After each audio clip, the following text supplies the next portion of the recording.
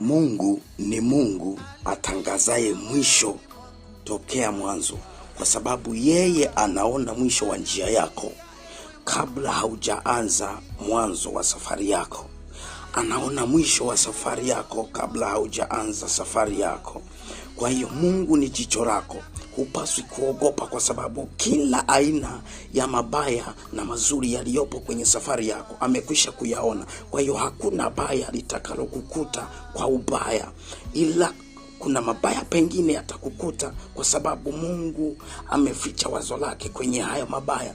Ila uwe na uhakika hakuna baya litakalokukuta kwa ubaya, kwa sababu Mungu anaona mabaya kabla hayajakufikia, na atakupa taarifa na kukuondoa, kukukwepesha na hayo mabaya yanayokuja kwa ubaya. Kama kipindi cha Rutu, Mungu alimwambia Rutu, ondoka mahali hapa kwa sababu utakufa kwenye huu ubaya na uovu wa mji huu.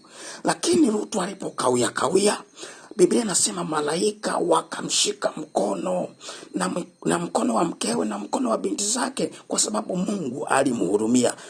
Nataka nikwambie hakuna ubaya utakao kukuta, kwa sababu Mungu ni jicho lako. Na ukikawia kwa sababu vitu umevipenda, umevigharamia, kwa sababu eneo umelipenda, kwa sababu vitu labda unavipenda, Mungu atakushika mkono. Na mimi nimekuombea Mungu akushike mkono, akuondoe kwa lazima kwenye vitu ambavyo bado unavingangania, wakati ndani yake vimebeba adhabu yako, vimebeba ubaya na uharibifu wa maisha yako. Mungu akushike mkono na kukuondoa, asikuache ubaki hapo. Neema ya Rutu ya kuhurumiwa na kushika mkono iwe juu yako katika jina la Yesu.